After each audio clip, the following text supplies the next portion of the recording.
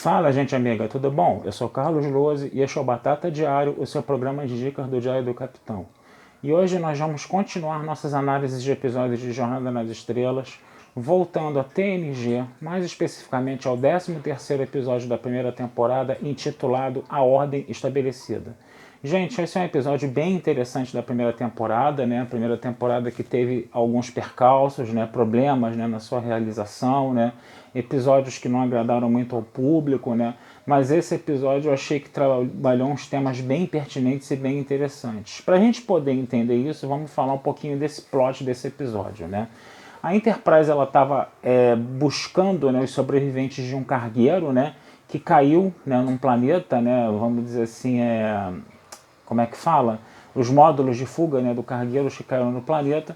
Só que esse planeta ele tinha uma sociedade matriarcal, tá? Bem parecida com a sociedade do século XX da Terra, ou seja, uma sociedade machista, né, uma sociedade onde eram os homens que mandam, coisa e tal, né? Mas no caso desse planeta, quem mandavam eram as mulheres. As mulheres é que tinham essa posição hegemônica, né, e os homens é que tinham, né, a posição mais subalterna, né, no caso, né?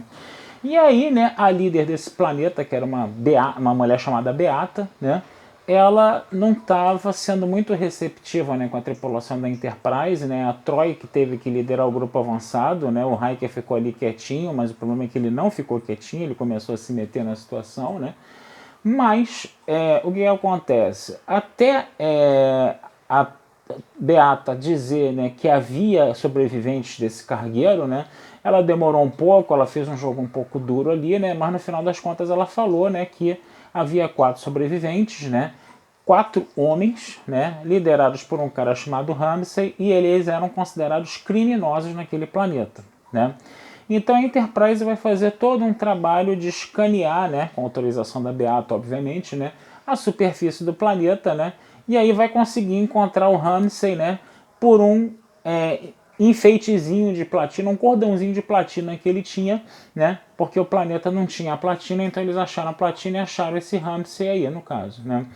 E aí o Ramsay falou o seguinte: eu vivo longe, né, dessa sociedade, é uma sociedade autoritária, né, eu estou vivendo escondido aqui, eu não estou aceitando essa sociedade autoritária, mas eu não quero ser resgatado por vocês porque eu já constituí família aqui, assim como os outros homens também, né, que caíram aqui no planeta. Eu já tenho minha vida aqui, eu não quero, né, ser preso, né, eu não quero voltar com vocês, né.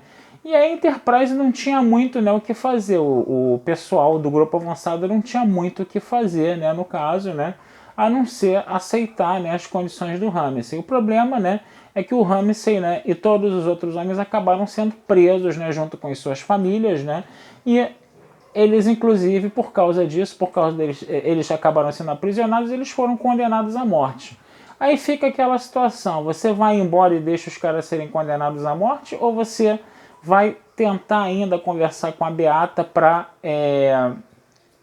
você poder, vamos dizer assim, evitar essa pena de morte, né? Só que isso era história A, né? Mas por um outro lado tinha história B também, que era o quê? A Enterprise estava passando por uma epidemia de gripe, vamos dizer assim, uma espécie de resfriado, né?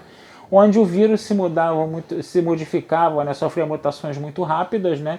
E a nossa Crusher estava ali tentando, né, arrumar uma cura para esse vírus, né? E o pior de tudo, né, os Romulanos estavam chegando próximos a instalações da Federação na Zona Neutra, né? E era necessária a presença da Enterprise lá.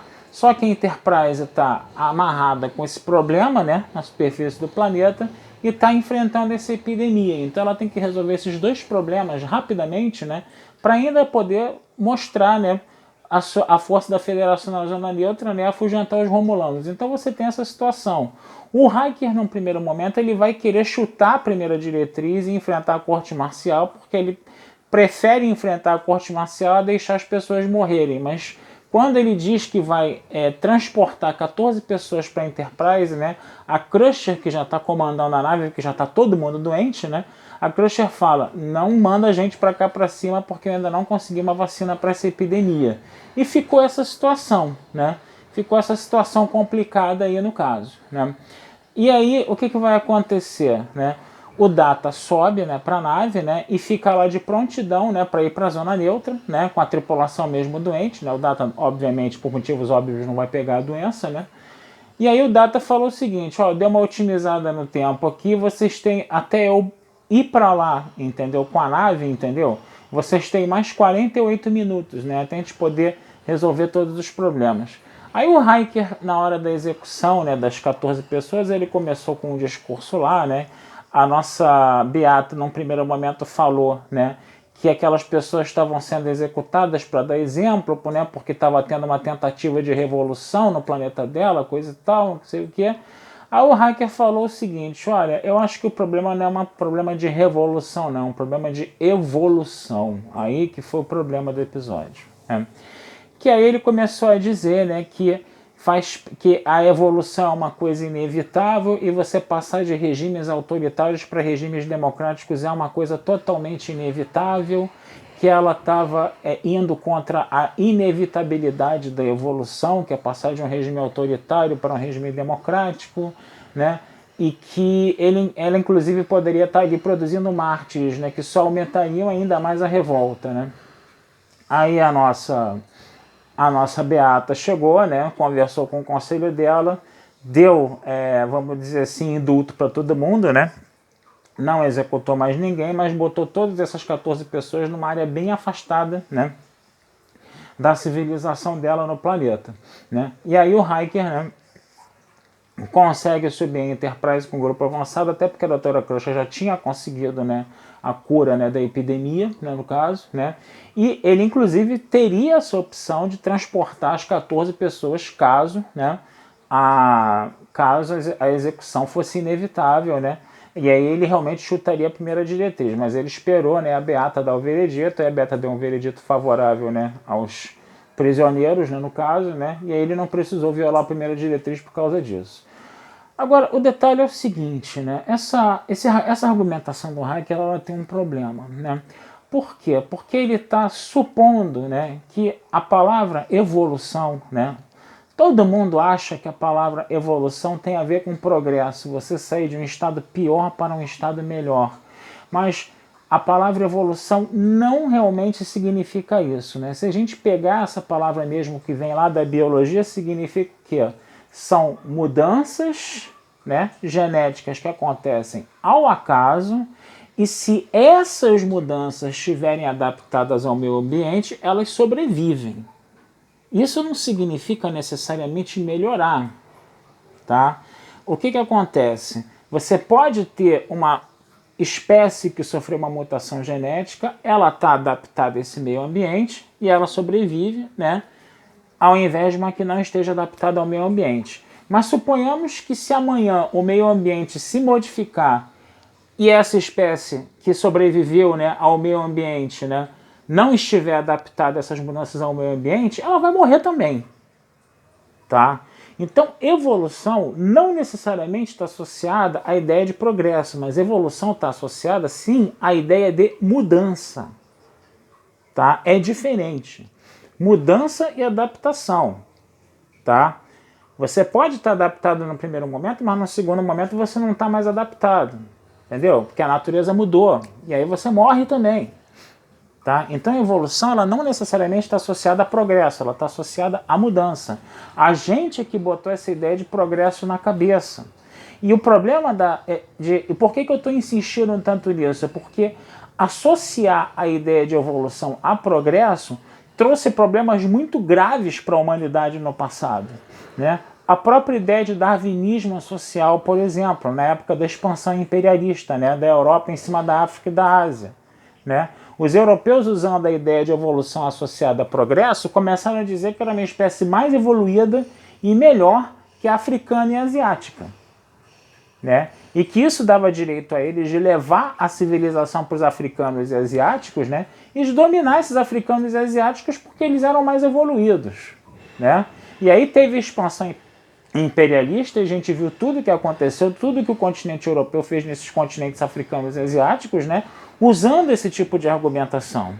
E o mais grave, depois dessa argumentação, entendeu, de superioridade da raça, né, branca sobre as demais raças, né, amarela e negra, né, acabou inclusive, né, sendo combustível para as ditaduras fascistas e nazistas que a gente vê anos depois. Mas essa ideia racista que a gente vê no nazismo e no fascismo, ela já acontecia na virada do século XIX para o XX, entendeu? Da Europa com relação aos continentes africano e asiático no processo imperialista. E tudo isso usou como argumentação teórica a ideia de evolução como progresso. Então, quando o Hayek está falando que é inevitável, entendeu, você sair de um regime autoritário para um regime democrático porque o regime democrático é melhor, pode até ser melhor, mas será que isso vai acontecer mesmo? Será que, entendeu, de repente, né, imaginemos, né, que a população daquele planeta opte pelo regime autoritário. E aqueles revoltosos lá que queriam um regime democrático seja uma minoria, por exemplo. Hoje em dia a gente está vendo muitas sociedades, entendeu, que estão optando por regimes autoritários e não estão optando por regimes democráticos. Entendeu? Então, quer dizer, não necessariamente isso é uma coisa inevitável, sabe? Depende muito, entendeu, da cultura de cada lugar e da visão de mundo de cada lugar, né? A gente pode pegar, inclusive, na própria cultura ocidental um exemplo disso, né? Por exemplo, você tem a visão, na época da Revolução Inglesa, você tinha o Thomas Hobbes e você tinha o John Locke. O Thomas Hobbes, ele viu todo o processo da Guerra Civil, viu toda a violência do homem contra o homem. Então ele defendia um regime autoritário para quê? Para assegurar a ambição do homem. Por isso que ele era um teórico do absolutismo. Já o John Locke não viu o progresso, a progressão da Revolução e não viu toda a violência da Revolução. Então ele tinha uma ideia de Estado completamente diferente, mais democrática, né? Ele achava que o Estado deveria, ao invés de reprimir o indivíduo em suas ambições, o Estado deveria proteger o indivíduo. Entendeu? Ele deveria ser um Estado democrático, né? Deveria ser um Estado mais livre, né? Então, quer dizer, são duas visões completamente antagônicas de Estado e de governo que você está vendo aí, né? Entendeu? E cada uma tem a sua argumentação. Ela tem a sua base teórica e tem a sua argumentação. Você pode dizer que essa é uma melhor do que a outra? Depende muito do contexto. Um país que está em guerra, entendeu? É muito complicado um país que está em guerra, por exemplo, estar numa democracia. Porque você está em guerra, você tem que obrigar a tua população a lutar nessa guerra. Porque se as pessoas não quiserem lutar, entendeu? O país está condenado a ser invadido e ser derrotado. Então as democracias, elas morrem, né, em países que estão em guerra, numa situação de emergência. Isso é bom? Isso é ruim? Depende muito do contexto. E aí o nosso Hayek está ali, entendeu, dizendo que é inevitável, entendeu, você sair de um regime autoritário para um regime democrático, entendeu? Que isso é uma coisa da evolução, de uma evolução como melhora. Gente, é meio complicado você botar essa coisa de uma forma tão cartesiana, né? Ciência exata e ciência humana são duas coisas completamente diferentes. A gente tem que entender isso. Ciência humana, às vezes, você tem um espaço para relativização muito maior, né, das coisas, né? Agora, uma coisa que ele falou que realmente para mim salvou a argumentação dele foi o seguinte: se você matar essas pessoas, aí elas vão virar mártires e você vai ter mais dor de cabeça ainda, a resistência a você ainda vai ser maior, né? Isso a gente viu no passado. Por exemplo, quando os romanos lá trucidavam os cristãos lá, isso só fez o movimento cristão aumentar cada vez mais dentro do Império Romano, né? Eles tentaram acabar com o cristianismo por base do terror e da violência, mas quando os romanos viam que os cristãos, entendeu, se entregavam de bom grado lá à morte e coisa e tal, os romanos começaram a falar: pô, esses caras morrem rindo, a gente faz de tudo para eles não terem, vamos dizer assim, mais liberdade, né? E a gente faz de tudo para reprimir a religião deles, botar medo deles, mas eles morrem rindo. Pô, o Deus desses caras deve ser bom mesmo. Então o cristianismo aumentou mais ainda. Por quê? Porque fez mártires, né? Então é interessante a gente perceber, né, essas discussões aí, tá? Como apareceram nesse episódio aí no caso, tá? E a coisa também, né, da cultura, né, machista da época, né? É claro que pintaram os estereótipos, né, que a gente está na década de 80, assim como aconteceu em TOS, né, que a gente reclama do machismo de TOS aqui, né? A gente também vê uns estereótipos, entendeu, da década de 80 nesse episódio de TNG, né? Ele foi feito em 1987, né? Já vai um bom tempo aí, né? Então, por exemplo, a coisa de homem usar perfume, né? Parecer que homem é efeminado, né? Não existia ainda o metrosexual em 1987, por exemplo, né? Da coisa do hiker estar vestido com uma roupa, né? Dos homens lá que botavam o homem como objeto sexual, e você vê a Troy, né? E a Tasha rindo da cara dele, né? Quando o hiker estava querendo ficar mais sensual lá para nossa Beata lá, né? E o hiker, como bom machista varão, né? Querer seduzir a mulher, né? Mas é interessante que pelo menos, né? O hiker, né? Ele relativiza a discussão. Ele fala, né? Quando ele está lá no bem bom, né? Com a nossa Beata lá, ele fala que na sociedade dele, dentro do século 24, né, o homem e a mulher já são vistos em condição de igualdade. Então, quer dizer, Jornada nas Estrelas está pegando um problema da década de 80, que é a sociedade machista da década de 80, tá? Mas deixa bem claro que, de forma metafórica, né, que aquela sociedade machista da década de 80 está sendo representada na sociedade do planeta, né, da Beata no caso, né, só que agora você inverte os papéis, né, bota a mulher como vamos dizer assim, o elemento dominante aí da coisa, né, mas ele deixa bem claro que no século 24, entendeu, a sociedade já é mais utópica, né, dentro do nosso ponto de vista, né, e você vê uma igualdade maior entre a mulher e o homem, né. Ao contrário do que a gente vê em certas leituras de Jornada nas Estrelas por aí, que você vê um século 24 com uma cara de século 21 desgraçada, né? E aí é aquele problema, né? Mas não vamos falar disso aqui, né? Vamos falar das séries antigas que elas dão mais caldo, né? Então vamos ficando por aqui, né? Que o vídeo já se alongou bastante. Vida longa e próspera pra galera aí, tá? Esse episódio vai estar lá todo analisado na Batata Espacial em texto escrito, bonitinho, tá? E não deixem de curtir, compartilhar e comentar o Diário do Capitão nas redes sociais, que essa ajuda de vocês sempre nos é muito bem-vinda, tá certo, gente? Um abração, fui e até a próxima.